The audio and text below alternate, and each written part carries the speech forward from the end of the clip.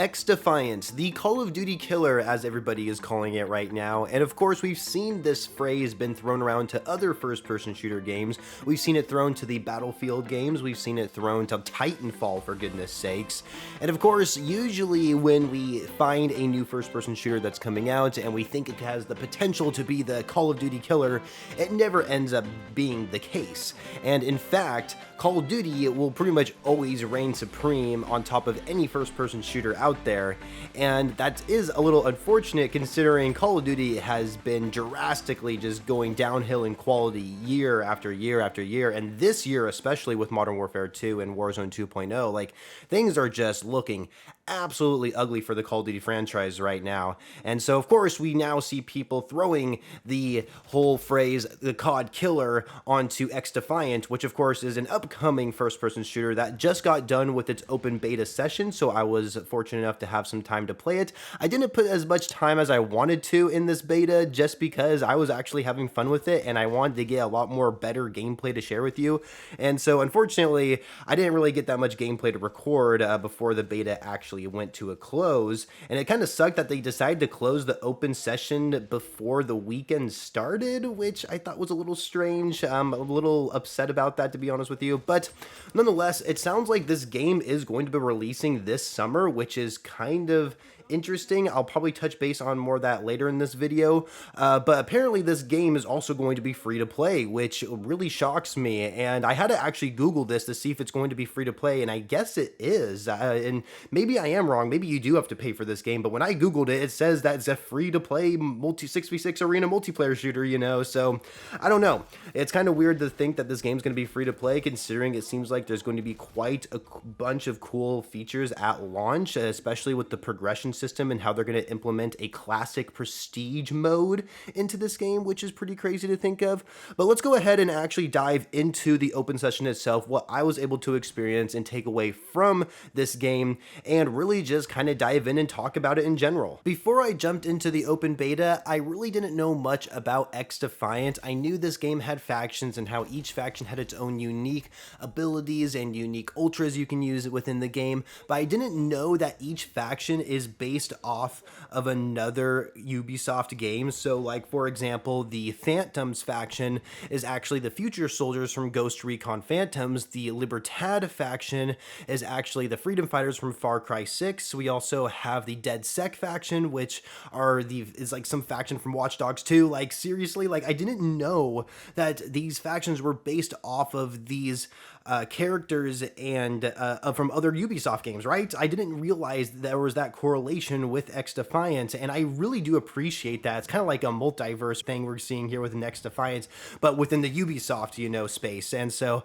I really thought that was cool, and I know I feel kind of dumb for not knowing that before jumping into XDefiant, but it was a pretty cool surprise for me nonetheless.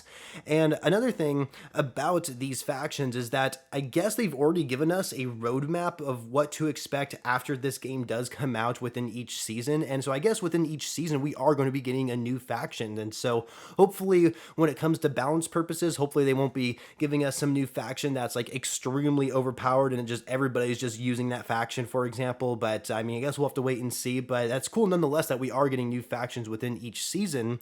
And diving into like more of the gameplay elements and how this game really feels, you know, comparing to Call of Duty, if you're watching this on YouTube and you're comparing like this kind of gameplay to some Call of Duty gameplay you're watching on YouTube, they're going to look fairly similar, right? Especially gameplay wise and how it's actually played. It looks like it's pretty much the same as Call of Duty, and that's essentially what they're trying to do. They're trying to make it fairly similar to Call of Duty, but when you actually play the game for yourself, it definitely does not feel like Call of Duty, and it's definitely not a bad thing either. But the reason why I say that is because the movement itself does feel a little bit more clunkier than Call of Duty does, and that's probably one of the biggest reasons why Call of Duty is as big as it is and why it's the best-selling game every year, because it just has that like smoothness that you don't see within any other first-person shooter.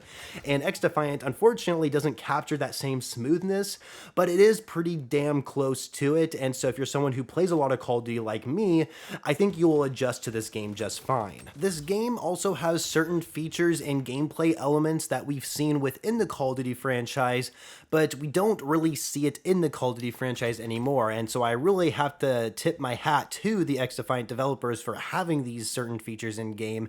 And what do I mean by this? Like, what kind of features am I talking about? Well, a great example I can give you is a classic Call of Duty minimap that we have within XDefiant. And what I mean by this is that in most of the Call of Duty titles before Modern Warfare 2019, the minimap used to be treated that if you were firing an unsuppressed weapon, you would show up as a red dot on the enemy's minimap, so you were essentially kind of giving away your position, right? You weren't really being as stealthy when it came to minimap purposes.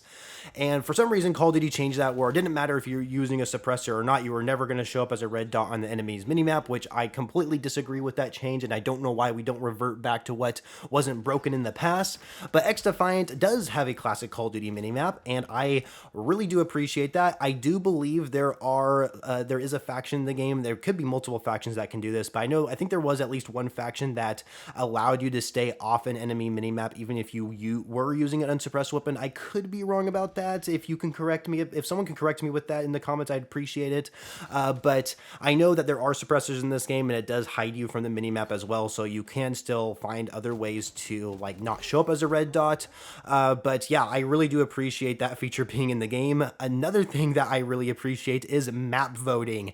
Why do we not have this in Call of Duty anymore? What the fuck, Infinity Ward? We did have it in Black Ops Cold War, so Treyarch was smart enough to have it in their game. But I don't know why Infinity Ward or even Sledgehammer Games doesn't have map voting. Like, I don't understand why we haven't seen it in Vanguard, why we don't see it within Modern Warfare 2.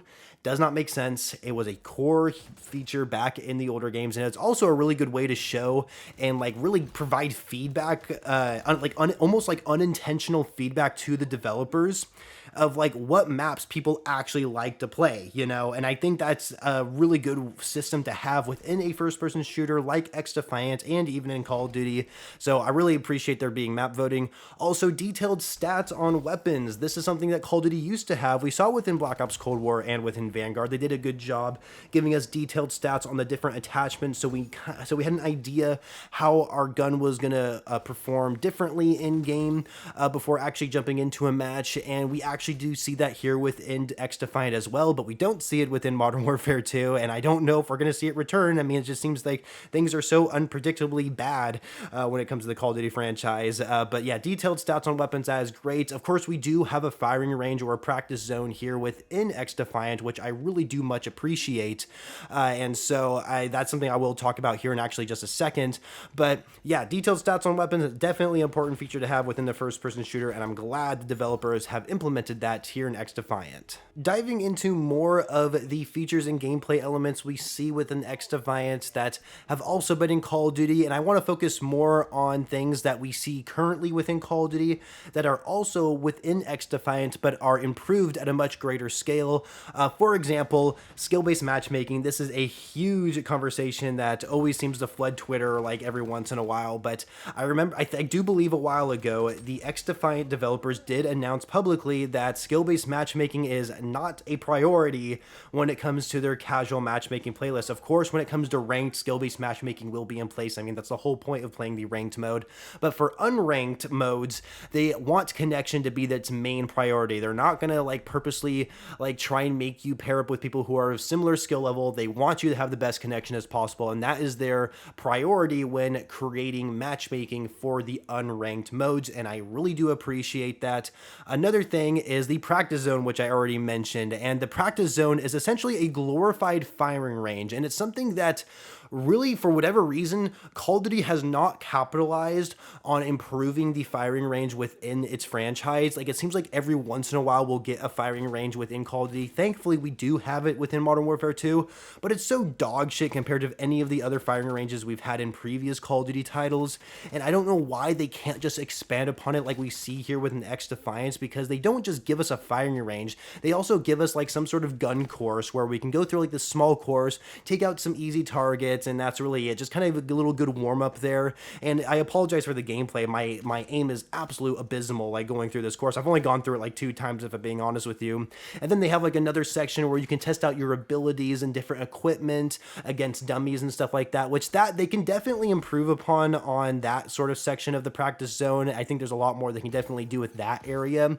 And then of course there's a firing range, which is definitely the part that stands out the most. And of course with the firing range, when you shoot test dummies, it'll actually actually show you the damage per shot and other detailed stats on the right side of your screen when shooting at these target dummies that Call of Duty has never had within their firing range. And so that is a huge thing to have, especially testing out weaponry and your loadouts before actually jumping into an online match. The one downside I'll say that Call of Duty has done right that I don't see with an XDefiant, and I don't know if it's going to be there at the full game's launch, but I wonder if they're ever going to implement something where you can go into the firing range like while you're in a lobby waiting for the next match to start, because that's something you can do within Call of Duty, and we've had that since Advanced Warfare essentially, whenever we did have a firing range in a Call of Duty title.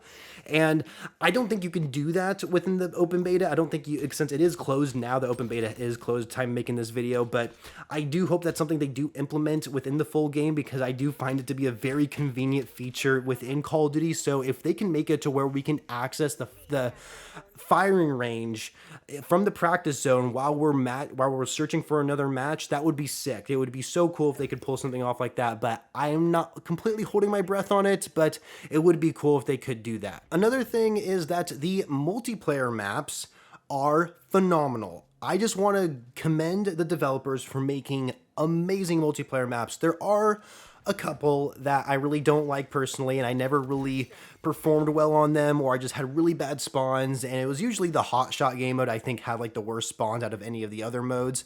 But still, the multiplayer maps, not only did they visually look bright, vibrant, colorful, and so pleasantly they look so pleasant to look at, basically is what I'm trying to say, but they also played well, and I was very impressed with how they played, especially like the domination mode, the zone control. For the most part, hotshot I guess did play well. Like some of the spawns were kind of bad though. And in the safeguard mode, I will admit I wasn't a big fan, or not safeguard, it's actually called escort. I'm thinking of like the Call of Duty version of like escort mode, but the escort mode I wasn't a big fan of. I think there were maps specifically designed only for the escort mode, which I thought was interesting, but I don't know. I feel like they could do some improvements with the way the maps are laid out for that mode in particular, but I really didn't play that mode too much. I didn't really have a great time, if I'm being honest with you. But yes, for the most part, multiplayer maps, fantastic. Love playing on them, look great, they play great, and that's all we really ask for when it comes to multiplayer maps, and that's a big part of like playing a first-person shooter as well. But to end things off in this video, I want to talk about some of the things really quickly that I disliked. For example, the movement feels a little bit clunky, and some examples I can give is when you're trying to aim down sights after performing some sort of action, like for example, right after you get done sliding, or maybe you're trying to like jump shot someone, or maybe you're trying to mantle over an object and then you're trying to aim down sights afterwards. I don't know, it feels a lot clunkier, especially comparing it to Call of Duty anyway, and I think they can definitely make some improvements on that front.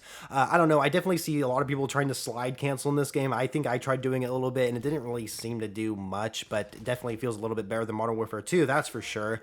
I don't know, the movement definitely feels a little bit clunky. There's something about it that just needs to be adjusted and really just make it feel smoother, in my opinion, to make the, I think, gameplay experience just a little bit better, and especially be more competitive with Call of Duty.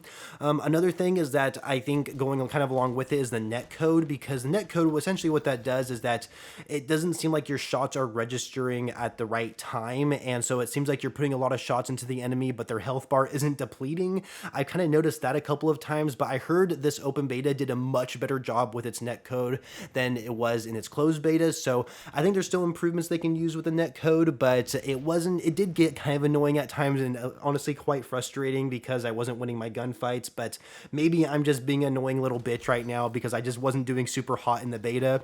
Another thing is that the spider bot equipment that I believe is with that Watch Dogs faction, that spider bot is hell of annoying. I think most people can agree that's the most annoying equipment in this game. And the thing about the spider bot is that it latches onto your face, and there's nothing you can do. You can't shoot your gun while you're blinded by it. You can't take it off your face. You have to wait until it basically like disappears, or having teammates shoot it off you. I think that's the whole point, is having like a teammate shoot it off of you. But I really don't think you should have to rely on teammates trying to shoot it off you. You know, everybody's trying to like focus on their own thing. You know, it's a fast fast-paced game for sure, so there's always constant gunfights going on, so people aren't going to try and take their time to shoot it off your face unless they know for a fact there's like no enemies around. But still, I think the spider bot is hell of annoying. I've definitely lost a lot of gunfights because of this, and I remember there was a situation where I could hear it clanking behind me, like I just hear its like little legs like moving right behind me, and it was just following me like from this long distance, and I was able to shoot it off the ground. But it is pretty small, so you have to be pretty accurate if you're going to take it out before it latches onto you. My recommendation to the developers is they should add like some sort of quick time event for this when it latches onto your face, like make it where you have to press X, Y, or whatever fucking button it is to do the quick time event to actually make it come off your face quicker, so that way you can get out of a sticky situation and you're not going to have some sort of bullshit death. That's just my recommendation that I have for the developers when it comes to the spider bot, if they do want to keep it in the game. Another thing is that snipers seem to be pretty powerful. The one that I was using for a couple games has like a one-shot kill from the belly and up, and that's pretty good for a sniper. And I definitely feel like mouse and keyboard users are going to have a really good time using snipers with this game if they don't decide to nerf them. I don't know if they should nerf snipers in this game or not. I don't know if I can really give an opinion. I didn't really use them too much, but it definitely was really satisfying using snipers in this game. But I can definitely like just based on how this game feels when I was playing it, it definitely feels like if you're a mouse and keyboard user, you're probably going to have a really good time compared to controller users. But I guess that's just kind of my experience what I was playing, but I don't really want to get into the whole like mouse and keyboard versus controller users here in this video. But yeah, those are just kind of like some of the things that I noticed that I really didn't like about the game or that I think can be changed. And so that's really all I have to say. I mean, for the most part, I definitely enjoyed playing this game. It was definitely a great change of pace from playing Call of Duty. I think there's a lot of potential that this game has, but if this game wants to be the Call of Duty killer, the developers like Mark Rubin, for example, he's been doing a fantastic job communicating over on Twitter, and I give him huge props for that.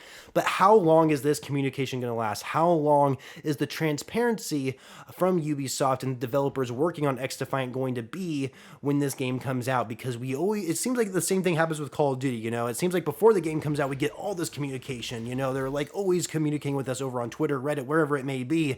And then all of a sudden they just stop talking, and we don't know when the next time we're going to hear from them. And that's something that these developers need to avoid when they launch this game, and that is a huge recommendation I have for them. And it's not like any of them are probably going to listen to this video anyway and hear my recommendation, but be consistent is really all I'm trying to say. You got to be consistent. Like whatever you're doing now, be consistent with it. You're going to build a community, you're going to have loyal players, and you could potentially be a competitor for Call of Duty, especially since this is going to be free to play after all. But you got to do something that you got to like really just please the community. If you're going to please your loyal fan base and you're going to please the player base who wants to play this game, then I think it's going to really make a difference in the long run, so that way when casual players want to try and play this game, I think they will be satisfied as well, and they may end up being loyal fan bases as well. But this video's gone on long enough, almost 20 minutes. I have to end it, you guys. Thank you so much for listening. If you listened to this all the way through, make sure you hit that subscribe button, like the video, follow me over on Twitter with the links in the description below, and I shall catch you guys later.